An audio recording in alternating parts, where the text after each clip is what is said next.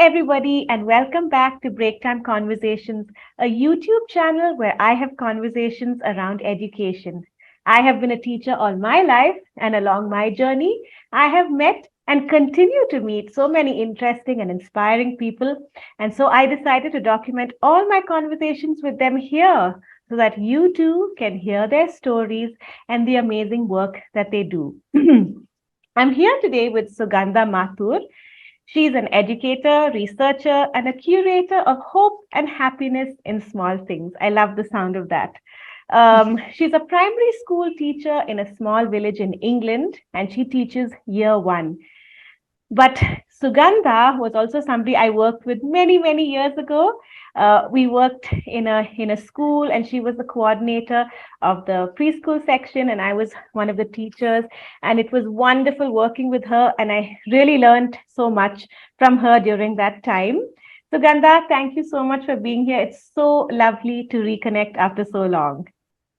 I feel like it was just yesterday we were together. It's amazing to always talk to you, Anupa. So Yes, thank you for having me. absolutely. Thanks, Sugandha. So we're here to talk about conditions for learning. So this, I understand, was your research in the master's that you recently completed or still completing. I'm not so sure, but it conditions for learning sounded so interesting, and so that's what we're here to talk about. So over to you, Sugandha, to tell us more about this. Okay, so I did my research masters at the University of Cambridge in 2014 and 15, or I think I finished in 14. And this was a research master, so you do your own piece of research at the end of it. And I chose conditions for learning because I've been working, when we were working together, we were working with very young children in early years, and then I continued working with a range of children from early years all the way to year six in London when I moved to England. So I was working with children of all sorts of abilities, and this idea of ability was kind of always an issue in my head. Why are we looking for that ability? What are we looking for? Is there is learning for everybody? And if there is an ability and there is a lack of it, then we are literally saying we don't know what to do with those children who don't have. So that's where the research came along. And the more I actually found the literature on it, the more I realized that the conditions for learning is a valid premise, and there's so much written on it. And work of Carol Dweck, when we talk about growth mindset, there's also a Heart et al., where they talk about learning for everybody, and this whole idea that ability can be transformed. That really informed my practice, and actually that was the prompt, because I was working with children with who needed intervention from all the way from year one to year six in a primary school. So having worked with them, I wanted to see what is it that I can do to help these children and really transform their ability. So that's where the sort of the idea of conditions for learning. What are the conditions that we need to put in place for the learning to take place for children? So Oh, that was the yeah, whole idea. sounds really interesting. So, I don't know if this is a right or a wrong question, but how would you define ability actually? Because it's just a word that we keep hearing, and I've done my special education, and you hear the word ability all the time. So, how would you, Sugandha, define ability? So I think the idea of ability is it's a very old concept. It doesn't actually work. It comes from a time when we were actually looking at some children having an ability. We believed that children come with it. So there are two ideas. One is that you're bright from childhood, and we can only work with you because you're bright. And the other idea is children are a blank slate, and their environment sort of improves. And now there's this whole thing about nature and nurture. If you talk about nature alone, you're talking of ability, you know but if you're talking about nature alongside nurture, then that nurture is about what conditions are there for them. So the idea of ability is in the old way of seeing it in a very simple way. We were looking at what nature has given a child, and that is fixed. Um, but now, when we look at ability, we look at what the nature has given and what the nurture can give, and how can that nurture and nature combination would be helpful. For example, the nature has given us a body, but the nurture gives us the right condition in terms of your biological development, your nutrition, your body clock. Are you in an environment full of violence? So we talk now about the ACE score, which is the adverse childhood experience, and the higher the ACE score, the lower the nurture and the development of the brain and the body. So the nature and nurture debate carries on, but the idea of ability, as I see now, is that you need to understand children's ability as something that is innate, but developing it through nurture and the conditions for learning for that ability to grow. So ability is not fixed, ability is transforming on a daily basis. Yeah, that's a good explanation. And when you were talking, I was nature and nurture was something that came to my mind, and then you Yeah, just mentioned it. Yeah, so there's so many debates and so much spoken about nature and nurture. yeah, yeah. So, what was your hypothesis for your research, and what did you find? What were your findings? Yeah. So first, let me tell you about what I actually found in the literature. What I found was it's just a lot of data about certain conditions for learning, which I've actually made an acronym from A, B, C, D, E, F, G, all the way to G. And one thing I would say, Novell in 2013 was one of the researchers in Australia who came up with this the research and the book, which talked about that all social emotional development is the key for the functional development of the brain, which means that all cognition is emotional. So there is a massive, the moment you think about it, you are as intelligent as you are aware and developing in your emotions. Now, that was an important understanding. The second one was Carol Dweck, who talked about that people have two mindsets, the fixed mindset and the growth mindset. So that was one. So all of these together came for me uh, when we are talking about teachers, the takeaway should be really simple. So mine was, the first thing I found out was A is for agency, that children are agential. So one of the things that children need for learning is that freedom and that decision making, for them to have that agency, to practice their agency, that I want to do this and make that happen.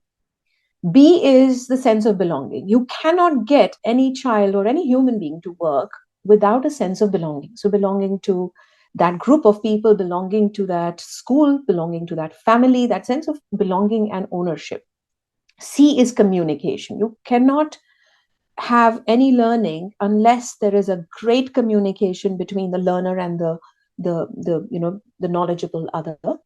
uh, A, B, C. The D is for diversity. You can't give the same to everybody. You need to understand how children are different and how their needs are different. But at the same time, the E is for equity. So equity is about providing the right opportunities to each one of them. Okay, so the ethics of everybody. So that's E. F is my favorite, having faith in every child, having that belief. So, faith is an important condition for learning, which across the literature came out as extremely important, especially from the teacher to the child, or the parent to the child. The self theory of what you believe, the child will become that. It's a self fulfilling prophecy. And then G is for growth mindset. So those are, that was the hypothesis that I came across from the literature. And then when I did my own research, which was actually with 4-year-old children in an outstanding school in London, I found 4 of these conditions to be predominant in my findings. The first was teacher support. So, that having the faith, having that diversity and the communication and belonging, all of that is coming from the teacher support. How do you create an environment where children feel safe? How do you create an environment that there is an order, that children believe we will be treated with honesty, that there will be a predictable routine, that we will be given a chance and time to perform what we want to do. So that was one really important one, teacher support. And that gave me a great pump, that, I am a researcher, but actually working with children rather than being an armchair researcher, you get the best of both. You're actually researching, but you're actually researching with children and their needs. So teacher support was the most important one. Secondly, cooperative play and companionship. That was something really important to the children, and their voices told me that in the research, because this was all done with children. And the third was creative use of space and time. So really, some of the reception is what we call the year, age 4, which we call in India the upper prep, or the lower prep and the upper. Yeah, Nursery, I think, or LKG, I lower see, kindergarten. LKG. Yeah, Yes, yeah, yes. yeah, Okay. yeah. So that, I think sometimes they want to play with certain things, and we need to give them the space and the time to do that. And the fourth was their own, the will of each child, the interest of each child, and the effort. That was really important, because when children have these schemas and they're into magnets, for example, that is the right time to actually talk about it, rather than when you think about, okay, I'm going to do it in spring. But actually right now, if the child is interested, get them out, get them, enthusiastic, and actually having that effort, to actually learn, would come when there is interest. So those are the four things: teacher support, cooperative play and companionship, creative use of space and time, and children's will and interest and effort. So, Sugandha, everything that you're talking about, is it? I mean, I love that A, B, C, D, E, F, G. I love it. And while you were saying, talking about all these things, these are all the things that swim in our heads. But it's so you have nicely put it together, which is great. Uh, but I was wondering if all these things, all these conditions for learning, is it very dependent on the teacher? Because I'm assuming that the teacher has to be the one that sets all these conditions for learning. And so how do you go about that? Because I can't imagine every teacher being like this. I think that is what we need to imagine. That is pretty much the whole role of educational research. And mind you, this area of research, educational research, is quite nascent. It's quite new, and a lot of teachers don't have access to that research, because you've got it in academic journals and everything. So actually, I do want that research to reach the teachers. I have been working with teachers, when I was back in India in 2015 to about 2019 and 20. I was doing a lot of training, and I had created a program called Rapid Reading Revolution, because I wanted them to have something tangible which they can actually do within their class. And I would train them in a way that I would go in the class and actually do the baseline assessment, see where they are. And phonics and reading and writing was something that was tangible for them. But in doing that, actually, I was talking about cooperative play. I was talking about creative use of time and space, and how to take children's interest and actually carry that on. Having reading resources which connect to every topic that you're doing, or every thematic area you're doing, so that reading becomes purposive. Children have an idea about, oh, there are books about, let's say, a festival. So there are books about a feeling. I'm worried. There is a book about worry. And just to have that print rich, purposeful environment around them. And how can teachers have that and be able to actually elicit the learning out of it? And that was really transformative for me as well as for the teachers. And the best thing was, I think I was doing a training in Pune, and I came back to England, and the teacher emailed me, and we had done a lot of baseline, and we had said, now we're going to work on the phonics with all the children. And there was one boy, I remember, she was really worried about that he is just not picking up. But the moment we started sounding the words and sounding first the sounds and of course the graphemes, but quickly blending them, because that was something that they hadn't done as quickly as we wanted them to do. It just made sense to him. Because otherwise, if you're just sounding out sounds until you finish all the letters and you're not blending them, for a child, it didn't mean anything. So the moment that purpose came in that program, the teacher was like, oh my goodness, I did not know why I was not doing this before. So I've seen that massive transformation. I think also uh, children are capable of limitless learning when teachers believe that they can do it. So I think teachers' personal beliefs is what I am working on changing. At the moment, I'm working in a primary school, and we are a extremely nurturing environment, and that is extremely important to me, and this is why I resonate with the school. But also, I have a team of teaching assistants who I work on a daily basis on instilling that transformative view about a child. Okay, so we're not putting, of course, we know there are children with special needs, but even for each one of them, there is a strength which we can use to kind of lean on and develop other areas from there.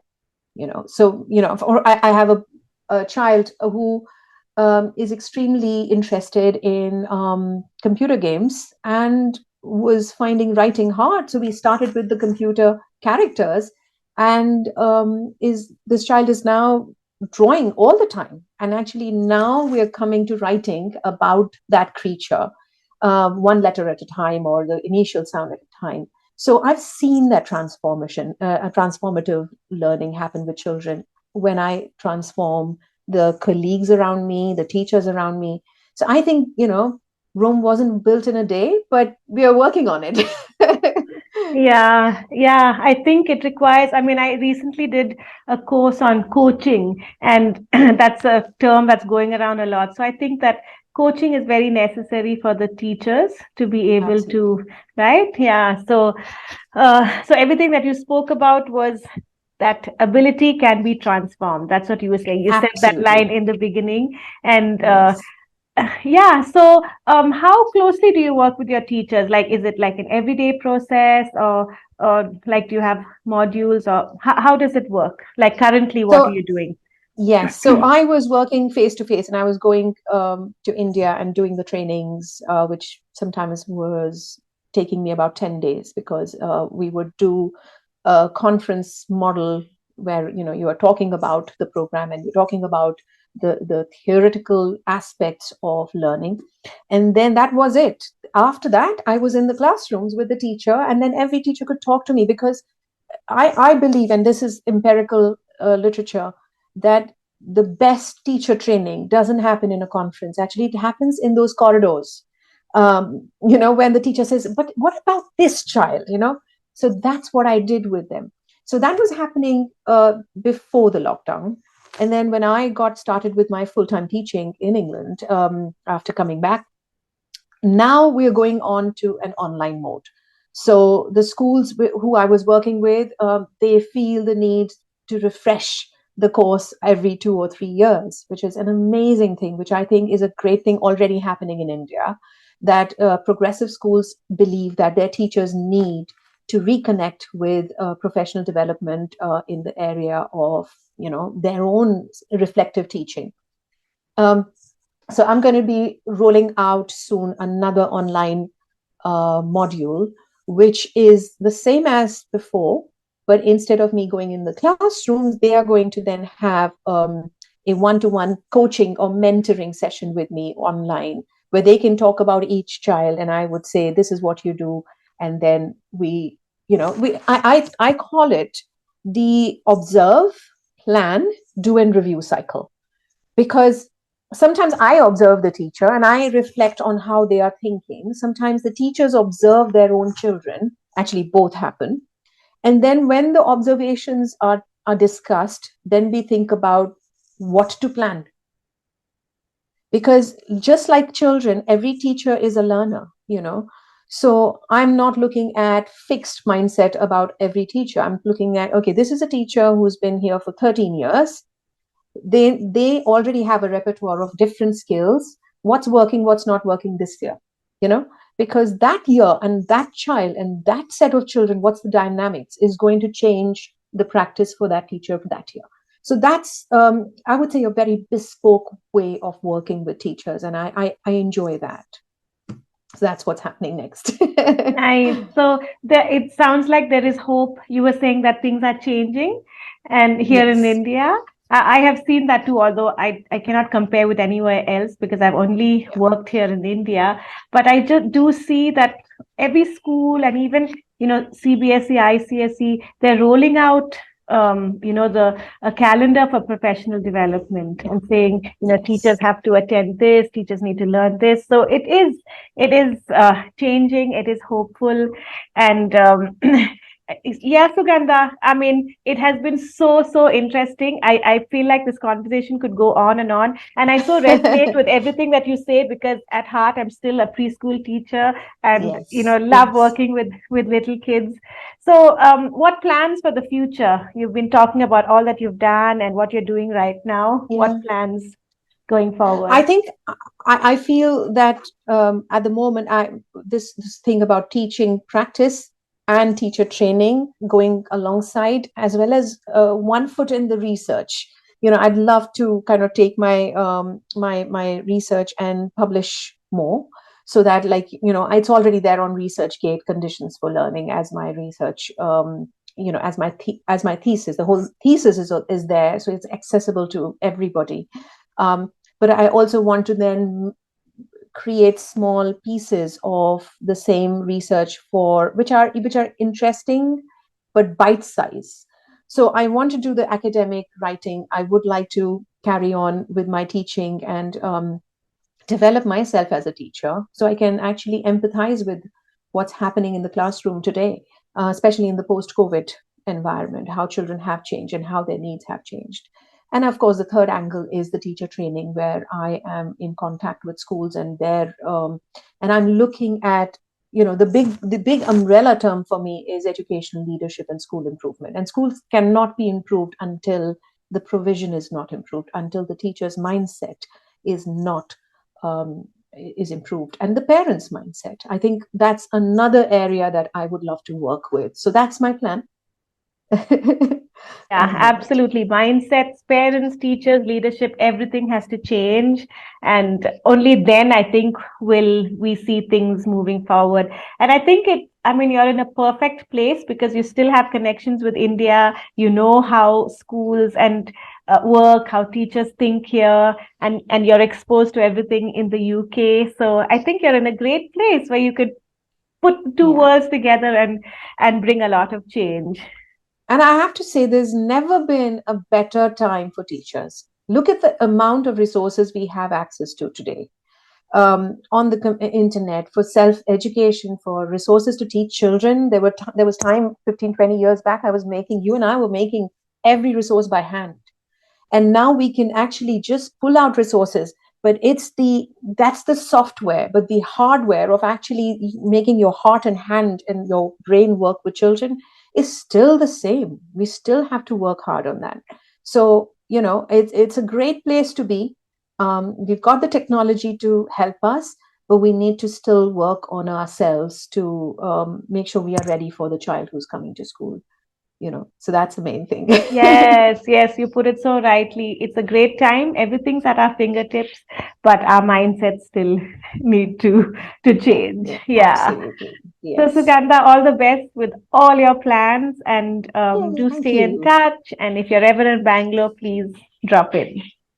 I will, definitely. Love you Thanks lots. again. Thanks Take care, again. Anuka. Thanks for being here. Bye Bye. for now. Pleasure. Bye bye.